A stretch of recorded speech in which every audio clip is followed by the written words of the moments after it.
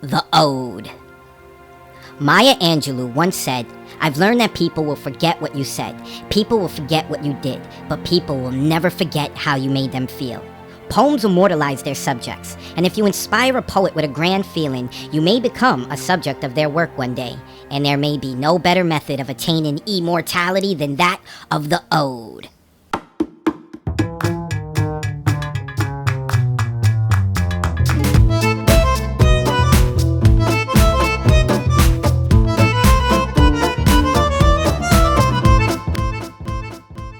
An ode is an elaborate poem praising or glorifying an event or individual or idea, describing the subjects intellectually as well as emotionally. Thousands of years ago, these odes were performed with musical accompaniment, a chorus, and dancing. Yes, my fellow spoken word artists, we were by far not the first to do this. The word ode means to sing or chant. In modern times, writers have taken the liberty in structuring their odes in many different forms, from meter to free verse to prose poem. So long as their theme is glorifying someone or thing, it is considered an ode. What is mainly important here is the poem should feel big. Sensationalism tends to be a huge trait of odes. Let's discuss the structure of some more formal odes. First, we will look at the original, the Greek ode, also known as the Pindaric ode. It's named for the ancient Greek poet Pindar, who is credited with inventing the ode. Pindaric odes were performed with a chorus and dancers, and often composed to celebrate athletic victories. This was for theatrical productions in ancient Greek theater. It was broken up into 3 parts. The strophe, which means the turn, is the first stanza of an ode, and is essentially the first half of a debate or argument. The antistrophe, which means to turn back, is the second section of an ode and the counterpart of the strophe. It acts as either a response to the debate initially presented, or it further explores the argument of the strophe. The strophe and antistrophe utilize the same meter form.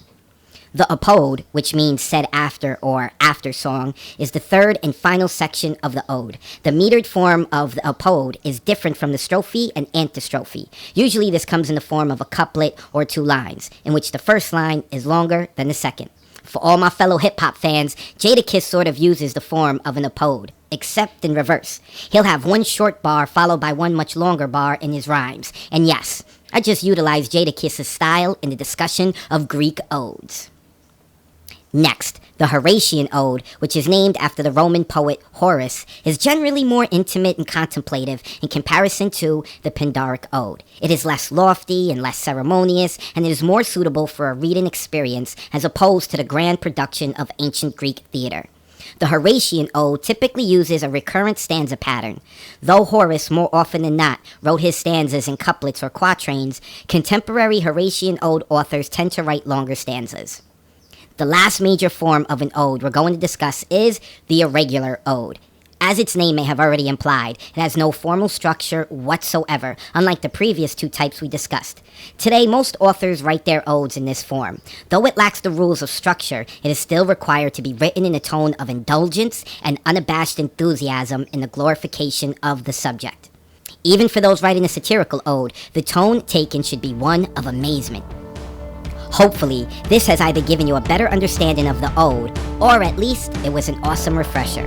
There are more types of odes out there, and we'd love to hear about your own research and what other kinds you find. Post it in our comment section.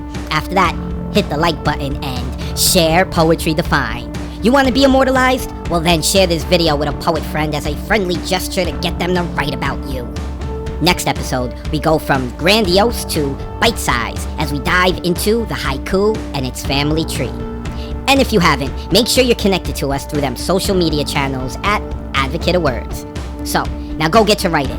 And as always, we thank you for watching Poetry Defined.